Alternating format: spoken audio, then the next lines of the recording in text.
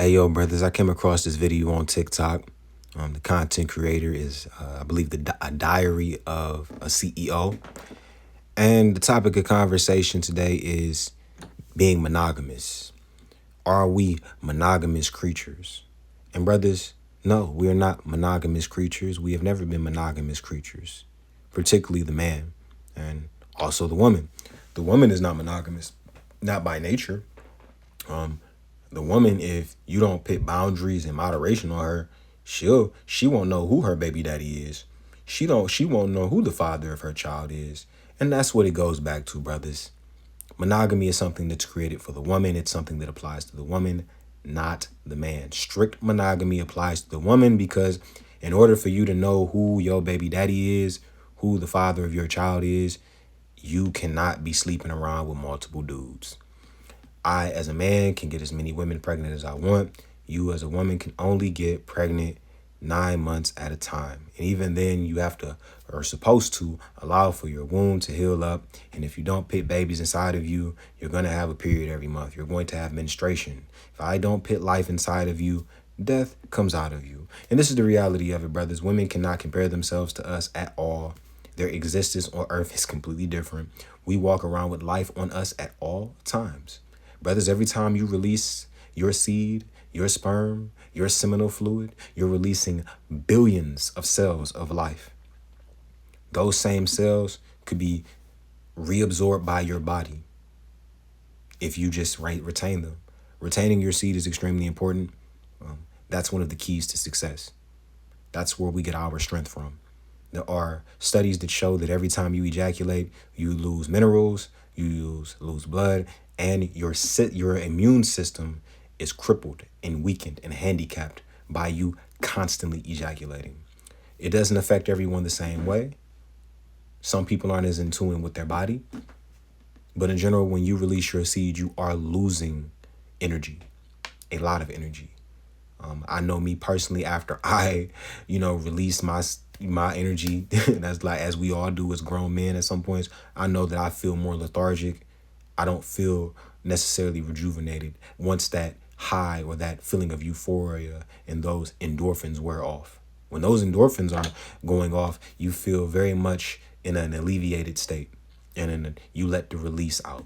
But in general, brothers, once that release wears off, you're going to notice that your body is drained and you are fatigued, or sometimes you want to go back another round. It just depends on how you feeling that day. It just depends. It can go different ways, but in general, brothers, it's up to you. Anyways, let's tap into this. Being sexually monogamous is a really quite bad idea. It is a form of control. Monogamy itself is a social construct. Hold on. She said it's a form of control. Absolutely. The word moderate means to regulate. The word regulate means to control. The woman has to be moderated. The woman has to be regulated. The woman has to be controlled. Everybody has to be controlled to some extent. We all have to control ourselves. And that's why it starts with us controlling ourselves. And then we create law codes that control, regulate, and moderate over society so that everyone just can't do whatever the hell they want to do. There has to be judgments rendered upon people that break certain rules and law codes.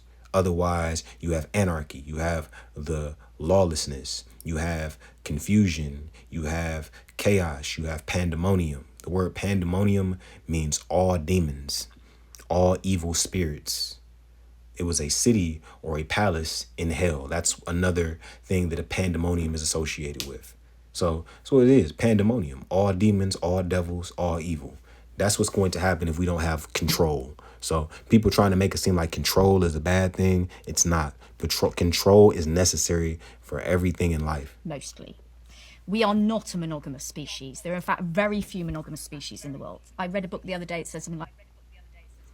No, most men are not, or male species of individuals or animals or mammals are not monogamous, male or female. Now, the female is monogamous to that man as long as he's dominant and protecting her or the flock or whatever, but she's only going to be loyal to her children at the end of the day. The female is trained to be loyal to her children, and if the man that impregnated her dies and is killed by another man, that man takes over. Now that's his cooter mama. The woman is a spoil of war, and that's not just in the human kingdom, but also in the animal kingdom as well. All mammals in all walks of life, even aquatic, all that. There's a dominant. You take over. You once you knock off the husband or the patriarch, you take his position. You get rid of the children. This my kuda mama, and I'm gonna start my own family with your woman. She mine now. So the scriptures tells us no adultery, but it also lets us know that once we conquer a nation of people, that we can take a woman and make her our wife in certain instances. So particularly if she's a virgin. If she's not a virgin, then she's probably going to be made a concubine. 0.002% of the animals on this planet are monogamous. Because what you will see in the wild and what you see mostly with humans is social monogamy. They live together. But the infidelity rate sits generally at around 50%. So 50% of those households are not sexually monogamous. And in fact, from an evolutionary point of view, What does that say? She said 50% of households are not sexually monogamous. Yeah, people have multiple sexual partners. Once again, the vast majority of us are not dating virgins, not marrying virgins, or even meeting virgins. Most women are losing their virginity. Matter of fact, most young ladies, young girls are losing their virginities in middle school and high school. By the time they're 18 years old, they've already had sex with multiple men, multiple young boys already. They make an issue with somebody dating an 18-year-old when in reality, a lot of these girls, by the time they're 18, they done already had more than one dick in their mouth. They didn't have more than one pussy in their mouth. This is the reality of it. They done already had interactions or sexual interactions with both genders already by the time they're 18, 19 years old. Not all, but many do, especially if they don't have any parental supervision. And what is the job of a parent? To moderate, to regulate, and to control. Because the mother is not home, the woman is not home, there's nobody to moderate over the house when a lot of these kids get out of school. They're coming home to an empty home, an empty house with no mommy there. They get to act a fool, get to do whatever they want because there's no parental supervision. Children have to be supervised at all ages until they're old enough to assume the responsibilities and handle the responsibilities that come with being grown. The number one responsibility that comes with being grown is being able to take care of yourself. And if you decide to have additional lives come into this world, have a method or some means that allow you to be able to take care of those children. being sexually monogamous is a really quite bad idea because you are limiting yourself to a very narrow gene pool. So we have monogamy mainly in the West. See, what is she saying? The vast majority of women should be with the top 1% of men. The wealthy, elite, or status, or for physical height, size, stature, intellect, attraction, so on and so forth. Various things that are going to allow your child to be successful when they enter this world. A lot of you brothers out here are getting women pregnant that are unattractive. Why are you doing that? You're doing your daughter a disservice. If you have unattractive daughters, she's going to have a far harder and more difficult life than someone that is attractive. Attractive people, pretty people get privilege. And if that person has personality to go with that outward beauty, they're really going to go be successful in life. If they have personality, intellect, brains, and beauty, that makes them the whole package. You shouldn't be having baby mamas that are anything below a 7. Anything below a 7 or 6, maybe 6 at the lowest, but anything below a 7. If you have your baby mama is anything below a 7, you have poor decision habits when it comes to where you put your seminal fluids. And once again, brothers, if you out here wilding and you want to lay down with these girls, fine. We grown men. We do what we got to do, but you can't be ejaculating inside every woman you messing with. If you ejaculate inside of a woman, you have to be responsible. You have to be responsible. A lot of brothers ejaculate inside of a woman, know they ejaculated inside of her. You live in that time period where you can go to the store and buy a Plan B pill for $35 to $50, somewhere in that ballpark. And brothers just don't go buy it. If you don't got $50 to go spend on a Plan B, you probably shouldn't be getting no ass anyway. So you gotta be able to use some level of common sense and some level of um, judgment and wisdom when it comes to dealing with the woman and you ejaculating inside of her. Go get you a plan B. You messed up. Don't be coming in these hoes no more, man. You can't having a baby mama in 2025 is one of the worst decisions you can do. because it's a socially prescribed form of organisation. And it was imposed because it is a form of control. If we all just gave in constantly to precisely what our drives, The feminist woman, the modern day woman has a problem with control. And she doesn't have a problem with control. She has a problem with men controlling her because she has no problem controlling a man. She has no issue with control as long as she's in a position of power. That's the problem. And the reality is, brothers, women will never be in power over men in totality. It's just never going to happen unless you effeminize all the men and turn them into what's the word? Guys that like being penetrated. That's the reality of it. You got to let men get penetrated, and you have that's how. That's what the transgender movement is about. You turn a lot of men into transgenders. Now they compromised. And those same transgenders, they dress up like women, masquerade like women, have the breast of women, have the ass of women, the hips of women because of cosmetic surgery, the jawline of a woman because of cosmetic surgery, the nose of a woman because of cosmetic surgery. They have everything, makeup, lashes, eyebrows, wigs on. You can't tell that that's a man. It looks just like a woman. Looks just like a woman. This person meets you, you're talking to them, you're having a conversation with that person. You have a connection with this person. You think that this is a woman. Then it's time to get intimate with that person. That person has the same appendage as you. Destroy. Some men get mad and they'll execute that said transgender. Some actually lay down with that said transgender. Some will fight that transgender. It psychologically destroys them. You've put a demon on that man because you've confused him. How can I be attracted to something like this? This is what happens all the time. This happens a lot. This happens a lot. And a lot of quote unquote transgenders, they get a kick out of turning out straight men. That's what they desire to do. They don't want another gay man. They don't want a gay man. They want a straight man, a man that perceives or personifies himself and projects himself as straight. That's what the feminist woman wants to happen to men. She wants them to get dicked down by them. And now that weakens you. Y'all are now equals to an extent.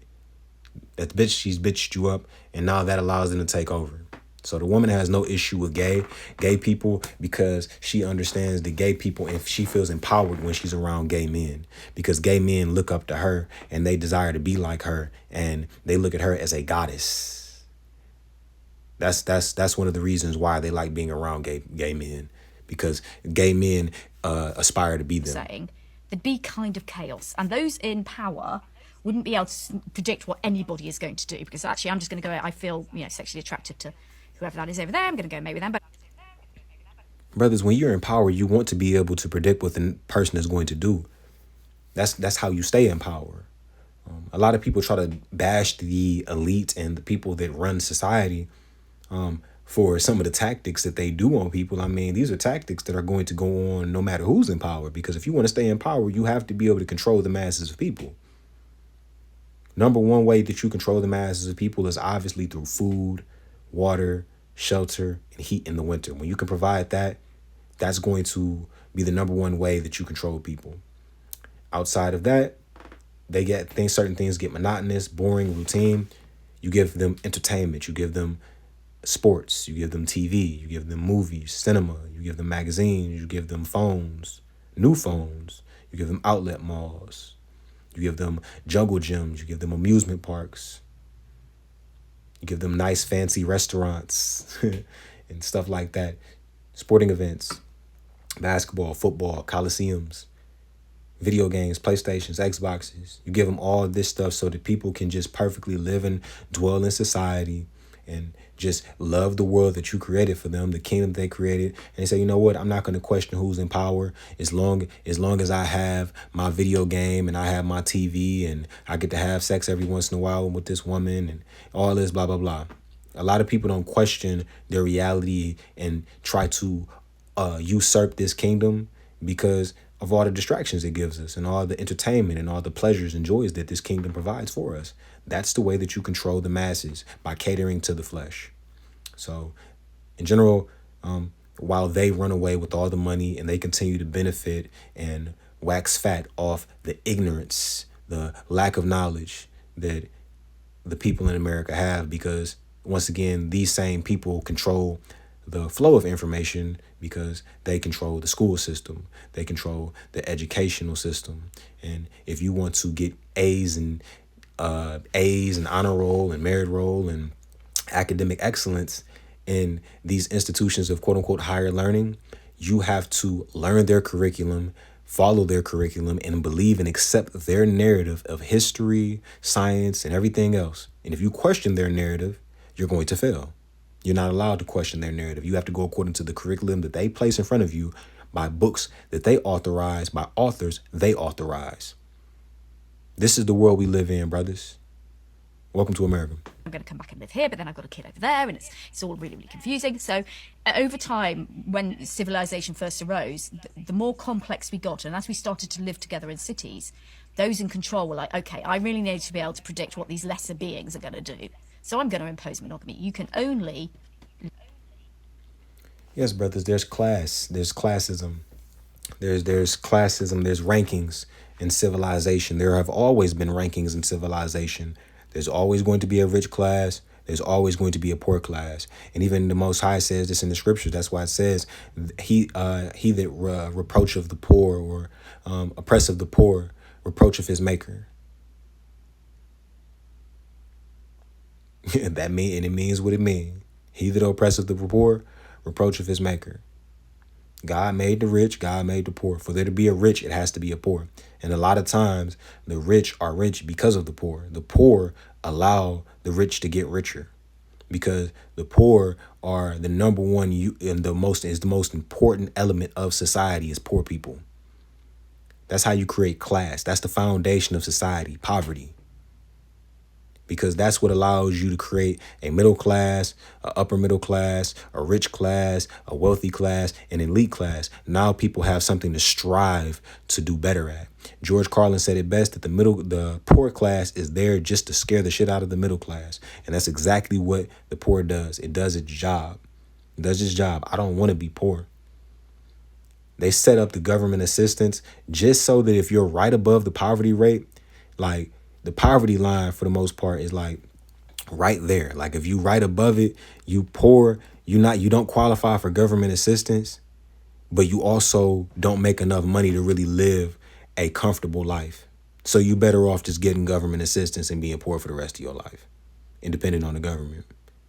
So really you have to make double the poverty rate really to get ahead in society, at least to enter the middle class. This thing is set up in a certain way. It's set up so strategically. Bravo to the people, to the one government. person and basically have sex with one person. Nobody actually ever only had sex with one person, but we're going to look like we do. And that's why we have legitimacy rules about children and inheritance and all that kind of thing, because it maintains control. Yeah, it's about control, regulation, moderation. It's about power. And men are the ones in power.